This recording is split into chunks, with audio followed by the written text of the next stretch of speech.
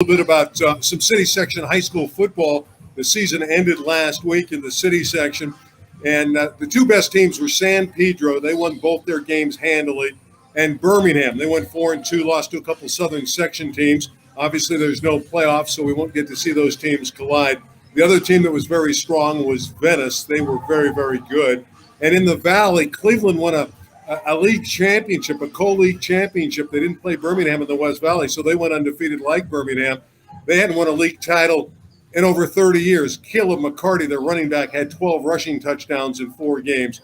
So that was fun to watch Cleveland get a championship. And in the East Valley, Chavez went undefeated and Arleta went undefeated. So those are two schools that don't get a lot of notoriety. You said Birmingham and San Pedro, probably the two best teams going this year. Would they have met if there was a playoff? Were they in the same division? Yes, they would have been in the open division. They met in 2019 in the semifinals. San Pedro was the number 1 seed in 2019. Birmingham knocked them off. And then the Patriots, that was a semifinal game, won the next week in the championship game in a hard-fought victory over Banning. So I think it's unquestioned that they would probably have met this year. The only team that I think they could have gotten in their way would have been Venice. But in all probability, it would have been San Pedro against the defending champs from Birmingham. Looking ahead, the fall's going to be coming up here to start playing again in August, possibly. The city section, what is your feeling right now about them continuing to play in the fall? You think there's going to be any changes? I think they learned a lot. I think San Pedro doesn't have a lot of seniors, so the Pirates will come back and be the top-ranked team. Birmingham's always strong. A lot of their kids are going to come back as well. It's going to be the same clubs. I would imagine Venice will have all its arsenal back. Offensively, they can score. There'll be some other teams that will come up. I think Garfield will be better in the fall than they were in the spring. But for the most part, I think it's the big three. But we're going to focus on San Pedro and Birmingham, with Venice an outside shot to win the city title come fall. Section, Randy, how did they mix and match sports like they did in the southern section, where you had everybody just thrown into one session? Yeah, it's crazy right now. It's absolutely crazy right now. In the city section and in the southern section, you'll come to a school, they'll have a volleyball game on. You go outside, there's a baseball game on one diamond and a softball game on another. I wouldn't want to be an athletic director in the city section or the southern section right now. You'll be pulling your hair out to try to figure out the schedules. Well, my question would be to follow up on that, and the reason I asked it is, how did it impact football this year? Were there some teams that might have been a lot better had they not had all the seasons meshed into one? Some guys want to play baseball. Wrestlers want to wrestle. So they may give up football. Football may just be something to do and play. It's highly competitive. You're a competitor no matter what you play. You want to win. But how many of those guys were on the sidelines for football while they were playing their other sport? I would say some, and I'll give you a classic example. We carried El Camino Real High School football, and they were great to work with this year with Jason Zavalek. They had a terrific player by the name of Troy Spellman, and he played very well for them. And then suddenly, about 2 weeks before the end of the regular season, and I was going to spotlight him on the game because he was leading them in rushing. He was their backup quarterback. He was good on defense. He jumped to baseball. So he gave up the last part of the football season. So I would imagine there are players like Troy Spellman around the city. The other factor is a lot of programs said we're not going to play. One in particular is Washington High School in downtown L.A. Dorsey didn't play, but Washington, their legendary coach Paul Knox retired, just announced it today that he's not going to be the head football coach at Washington Generals anymore. So I think that's a big thing. Well, some of the teams didn't play, and you're right, some of the kids opted out to play other sports. Paul Knox, did he retire, or is he just looking to go to another opportunity? He was the Dorsey guy, wasn't he? Yeah, he was Dorsey. Legendary, won 4 city titles at Dorsey. Paul's hanging him up. He's retiring. This is it. He's closing in on the big 7-0, so I think it's time. And he's had a phenomenal career, and he helped build the Washington program, Washington Prep there, the Generals. So he'll turn it over, and they'll get some good coaching in there. Washington will continue to play, but they got to get their numbers up, and that's why they didn't play this season. Randy, I know your time's limited because I know you're live right now getting ready to do the Etiwanda game. Basketball game. Real quick, I watched the Mater Dei Bosco game, the one you were calling this past week. I believe it was Wednesday. What a game, Randy. I got to tell you, that game went back and forth. Nobody really got away. I was a little surprised Mater Dei actually got a 5-point lead in the fourth quarter. fourth period that is. But it was a pretty good ball game you guys had. Yeah, it really was a good game in the Trinity League. Bosco came in 12-1. Mater Dei was 15-0.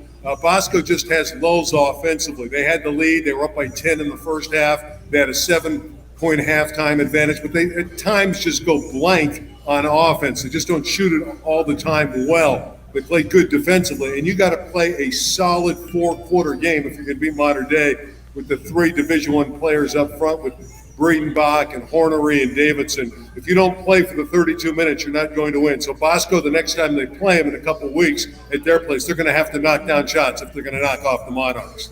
Well, it was a pretty good ball game, I got to tell you.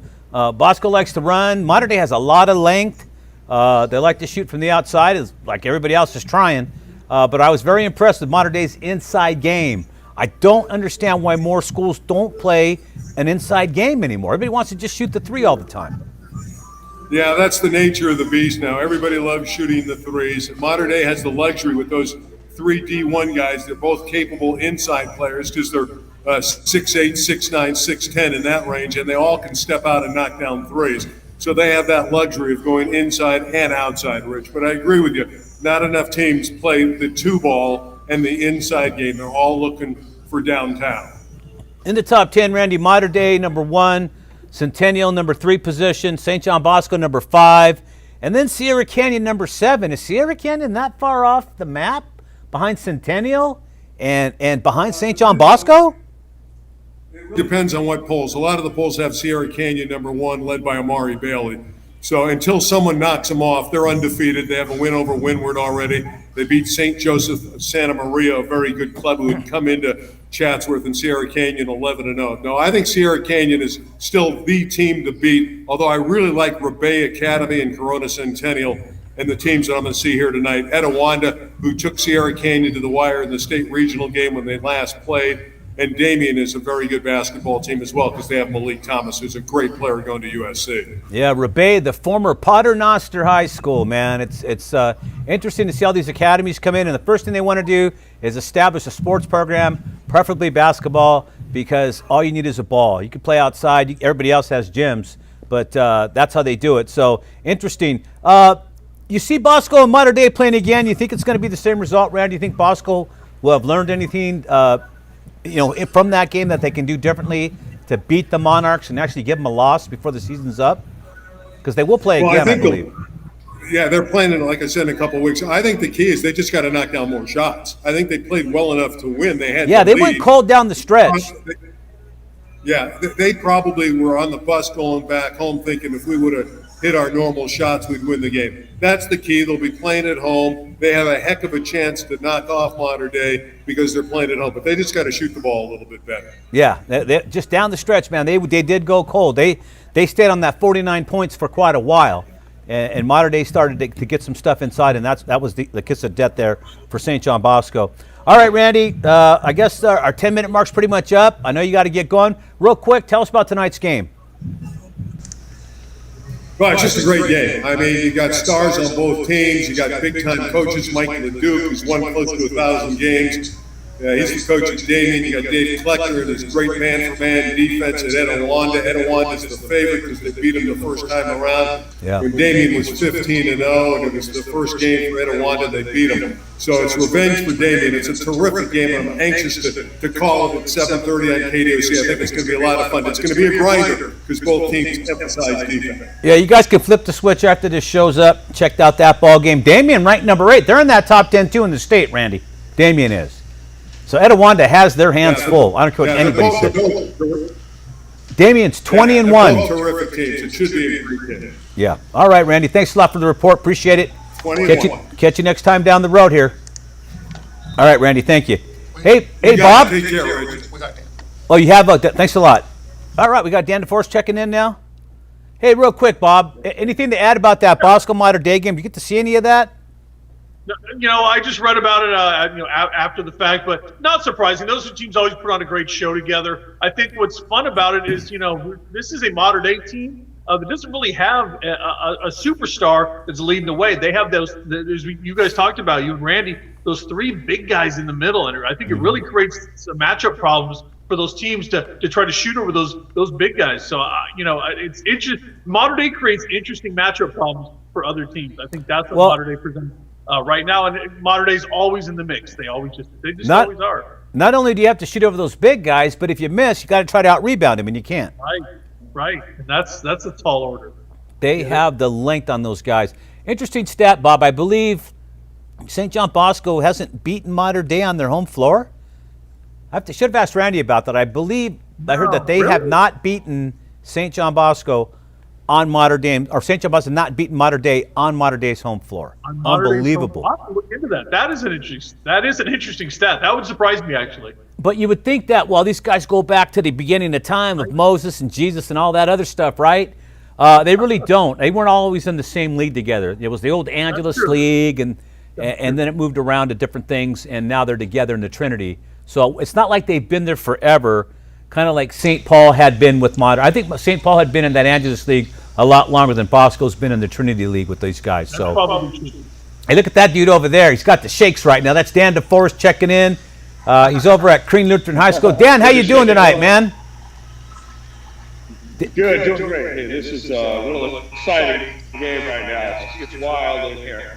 We got it's a 40-28 game. They're battling back and forth. A lot of contact, a lot of physical activity. It's a barn burner right now. So we could tell. We're starting to make a run and make a game. Your heart's beating so fast that camera's shaking, man. Come on, get it together. I'm watching this going crazy. They were just they're going wild out here. So it's a really exciting game. So it's going to be a heck of a finish. Is the game still on? Right? Is it going right now? Go ahead and flip the screen, man. Flip the screen on that phone. Tell him, Bob. This is going to be the league title, Dan. I really believe that. Custody Crean Lutheran. I mean, these are the two top teams in the division, I believe. Even though, we talked about the rankings. The rankings are kind of funny. I know Crean's, I think, 6th in the division. Tustin is either 1 or 2. But I think these are the top 2 teams in that division. I think it's playing out on the court here for you tonight. Hey, those rankings are only funny, Bob, because you got to vote, and you always vote badly. You always want the underdogs in there. You're always messing things up. I don't have them. I wish I had a vote. He's trying to back into the arena. Right. Turn your camera the other way, man. Dan, we can see more of it. All we got is your big head right now. Turn it sideways. There you go. There's the looking side. There it is. All right, never mind. That was a bad idea. Never mind, Dan. Go back. That's better. All right. We tried that. You got to get this ready. Hey, you got to get this all ready to go before Friday, man. Coming in August. Prep Sports Night Live is back right here on LA 36. This is going to be the place to be right after your football games on Friday nights, 10 o'clock, 10 to midnight. We go live.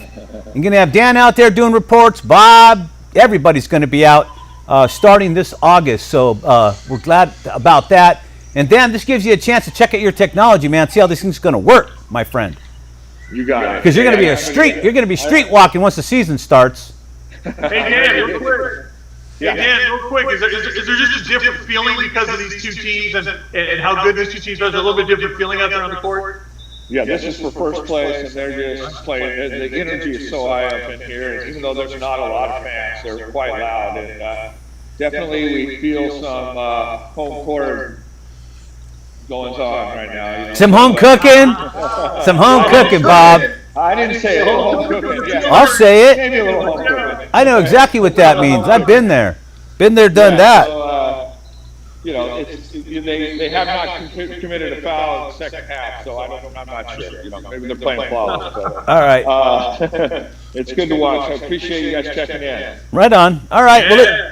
Well, hey, listen, it's good to see what's happening. Check in with. Let us know who wins this ball game because it is playoffs. It is playoff time. They're actually going to have playoffs here in the Southern section for basketball. So these games all mean something. And you can see, by the way, the tempos are uptick everywhere. Everybody's getting after it right now. Yeah, this is 1 and 2 right here. So this is a very important game. Absolutely. All right, Dan, we're going to let you go because you're giving everybody vertigo right now. And we'll be talking, my brother. You all right, Bob? Did you see that? Woo! A little technical difficulty snuck in Bob's there. heart. I mean, Dan's heart's I'm okay. I'm okay. It's pumping out of his chest, my friend. It's going nuts. Anyways, Bob, we were talking about Bosco Modern Day, and that game came pretty close. I tell you what, I thought Bosco was going to win that game the way they were playing. It just seems like they wanted it more, but it seems that towards the end they just got tuckered out. They got out-lengthed by Modern Day, who just started going inside, man. Bosco had no like answer. we were talking about before. I mean, when you got those three guys inside, Three guys. three guys. Three guys. Yeah, I heard you. Terry Trust us. Smith. That's Terry Smith's favorite line. Three guys. Angel announcer. I saw Terry Smith on the freeway the other day. Anyway, shout out to Terry. But Hornery, Greenbach, I mean, these guys just create matchup problems, right? And you're right. Everybody likes to play outside now. Nobody really plays inside, but Mater Dei does sag a little bit on defense inside. So it's tough. Even when they press on the outside, you got to get up over those guys when you get your shot down. And it's not easy to do. I mean, you talk about just hucking threes all day, and right? And, you say, okay, that's fine. If you're shooting against a little guy, 5'8", with 5'9", okay. But when you got those big, long, 6'9", 6'10" guys out there, it creates the problems there. And Mater Dei's really, really lived with that. I think that's really, been a big key to their success. Even though they're not as athletic as they've been in past years, but that size difference really means something because nobody really has a lot of size right now. One thing I wanted to ask Randy, Bob, before we moved on was what's going on with Westchester and Fairfax? You don't hear anything about those guys right now. Yeah, it's funny. I wanted to ask Randy about that too, right? Because we're just waiting for city section basketball. We don't have anything right now. I mean, we're waiting. They're waiting, right? Everybody there in the city said they'd love to play because, we get great basketball every year in the city section. It'd be a shame if we didn't at least get some sort of a season for those kids as we've gotten for so many of the other kids. But, this is where the city section has been a little more cautious than maybe the southern section in opening things back up for indoor sports. But hopefully soon, man, because we got to get those athletes back on the court and get a season in so they get ready for that next, right? We talk about football and get ready for August. Hey, basketball's right around the corner from that. Those kids need to get ready as well that aren't seniors. The kids are coming back in the next couple of years. They need to get ready for that season as well, and this could be the bridge to that. It should be. Yeah, well, I'm telling you, everybody's itching. Everybody wants to see what's going on. So, everybody has to get back, all the sections. It's time, man. Just because the county line is there doesn't mean things change. It's the same air, all right? Same everything. You're right. It's time. I think that's everybody's feeling right now. It's time, right? I mean, Absolutely. We've gotten to that yellow tier. We've gotten down to where we need to be to open this thing back up. It is time. We've proven that we can, behave ourselves however you want to do it. Whatever we had to do to get down to this yellow tier, a lot of different opinions on that one, but we got there. Now it's time. Let's go. Let's let the kids back on all the playing. Everybody out of the pool, baby, as they say. Hey, Bob, interesting note this week, and I don't know if I'm reading too much in this or not, but I guess St. John Bosco's reached out to anybody in Texas that wants to play, and nobody will play him. Any truth to that? What do you know? It's hard to get details on that, because a lot of it's just talk right now. But I wouldn't doubt it because, Bosco and Mater Dei have really just separated themselves, I think, in the national football picture, right? So, I mean. Yeah, they beat up on everybody. When they go out of state, they do well. Look, we've talked about it before on this show. When the Texas teams get high up in those national rankings, we always say, who have they played, right? They never leave the state, Bob. Right. They never leave the state. They never go anywhere. Right. Who have they played? The schedule's always a little bit on the softer side. You think they want to come play Bosco? You think they even want Bosco to come travel and play them? No. They can get ripped by 20 or 30 points? No, thanks. They don't want to risk their perfect season. Bosco would probably go through the state and just rip everybody up. I'm looking up at Westlake and their schedule, and it doesn't look like they left the state. And we've looked at these national rankings. We have our own national rankings here.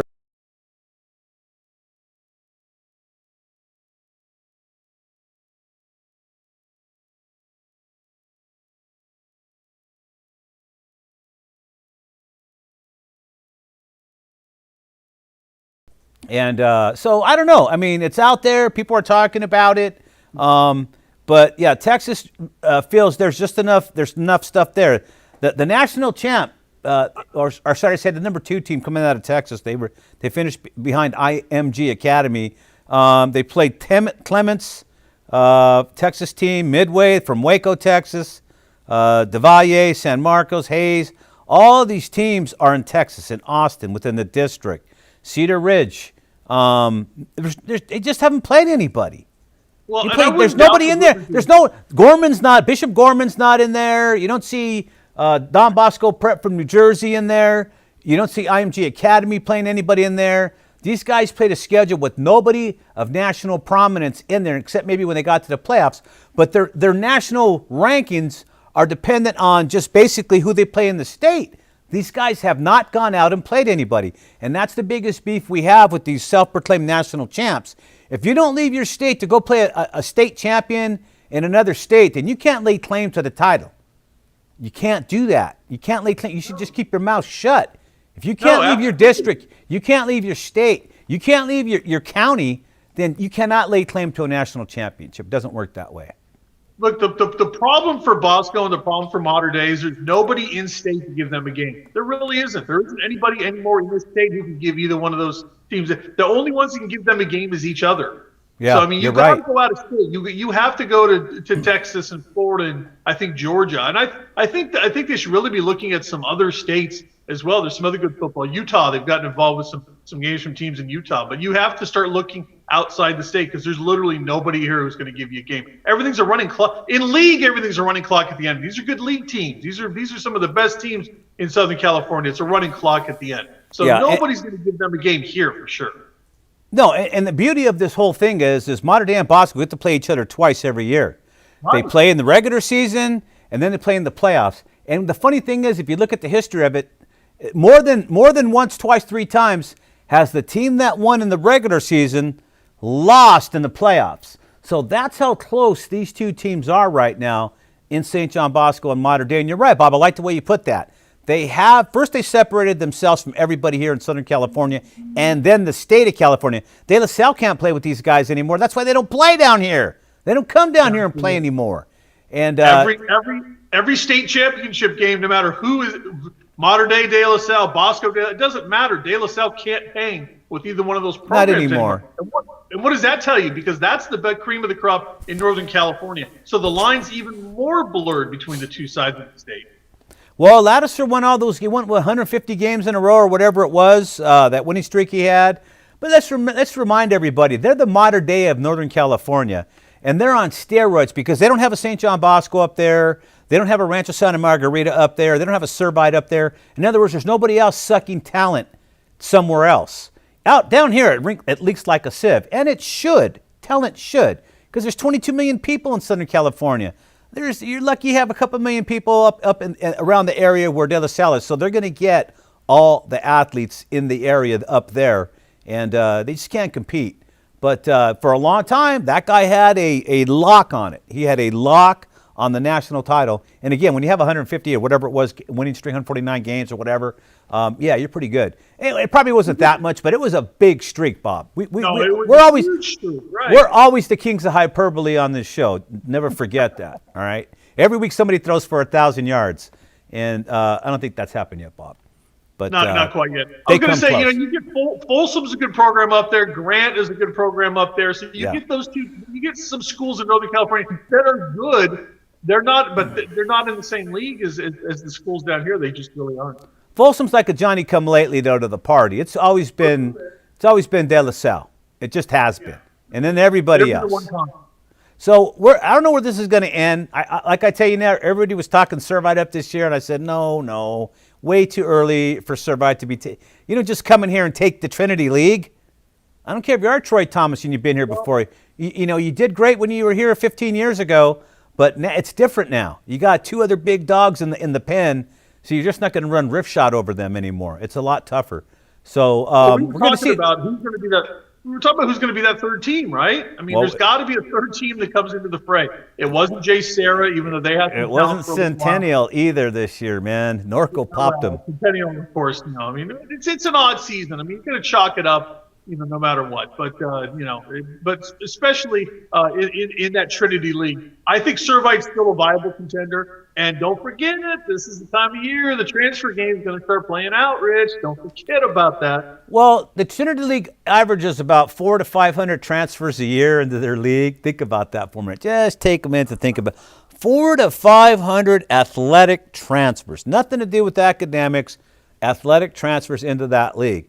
It's an and that, you know what, Bob? That's probably half because we know what the numbers are right now, but they're going to double and triple before before the fall starts again with fall sports. So I don't know. We'll see what kind of talent drips in. but they're very talented. When you can have a freshman quarterback, a true freshman at that, lead a national championship team to an undefeated season, you're pretty good. You're pretty good at all the other positions. It's just crazy the way the talent has flocked to those two schools. Servite's got to get in there. I know Servite, nobody recruits, but if Servite can attract some talent to their school, they can get up there as well. They've got some other talent already in play. The thing is with Troy Thomas, he did well at Servite when he was here the last go-around. He was dominant. There's no getting around it. Troy Thomas was dominant, but he left, went to Crespi, and didn't catch magic in a bottle again. It just didn't happen for him. So he must have a pipeline or somewhere around here where he good recruiting and gets the athletes because he's definitely on modern day and Bosco's heels, but I still think is a year or two away from actually trying to slay one of these two giants. I'm telling you, these two programs are not going to give up easy, Bob. You're not in national championship caliber by giving up. No, for sure, right? And they are established, and they're a long time established now. I mean, Jason Negro's return to St. John Bosco. Bosco wasn't all that good, right? It had been a while since Bosco was a really solid football program. He's come back and reestablished that now. Not only did they become the top team in the state, they're the top team in the nation. Now, it was Mater Dei won the game this year, obviously. But that's been the thing, is Jason Negro coming to Bosco and establishing this football program back into prominence. I mean, well, they had a big change. And Mater Dei did the same thing. Don't forget, they were losing to city section schools back in 2010, 11, 12. They lost to Carson in 2011. So, I mean, for them to be able to come back and reestablish themselves as this kind of a power, it just tells you something, man. These schools are doing something just a little bit different from everybody else. Well, Bosco got a big assist from their sister school, Don Bosco Tech in New Jersey. Mm-hmm. And when their staff came over and saw what was going on at St. John Bosco, apparently, as the story goes, they said the only problem with Bosco is they needed to get in the weight room. Their linemen just weren't strong enough. And that's what turned the whole program around. Don Bosco Tech in Don Bosco, New Jersey, was a national champion. And then they mixed with St. John Bosco here on the West Coast. And the rest is history. They adopted some of their stuff, and here we go. Now you have two great teams in the Trinity League, and Bosco hasn't stopped. They're still foraging ahead. This year would have been an off year for them. They would not have beaten Mater Dei to get to another national championship or even a state title. But you can't take away, the fact that these are still the two premier teams, not only in the Trinity League, not only in the state of California, but in the country and beyond. Probably in the universe, Bob. Even Pluto and Mars, man, they're the best teams. High school teams. The good news is we got to see this as a preview for this coming season, right? So come August, man, we're ready. It's around the corner already. It's here. Oh, we're ready to go. We're ready to go. Hey, I'm looking forward to doing the show Friday nights, Bob. It's going to be a blast. We're going to have a great time. All of a sudden, California is going to be right here after the game, 10 to midnight. We're going to be live phone calls, interviews, partying. It's going to be fun, man. It's going to be the football fest. Always a fun time. Yeah, whatever other sports are going on at that time, we don't care. We'll share the stage, man. It doesn't matter. Listen, Bob, we got to get out of here. Larry's having a fit back here. It's time to go. Like to thank everybody, especially Bob and myself, for being here tonight. Randy, of course, has a game, and I'd like to thank Dan DeForest for checking in. Although his heart was beating so fast tonight, Bob, did you see that? Couldn't contain that phone, baby. He was a little. We got to get Dan. We got to get Dan to calm down just a little bit out there. Yeah. It's hard, man. I've been out there. I've never had to do that. That's your guys' issue. All right. Hey, listen, we're going to be back next week. Hope you join us. We'll have a lot more basketball. Start talking about baseball. That's Bob's forte. Maybe throwing some softball stuff. And then, again, talk about what we have up and coming here at LA 36 Sports. On behalf of Bob Gibson, I'm Rich Estrella saying so long from your friends here at the SoCal Prep Report. We'll see you next Friday night. Live as always.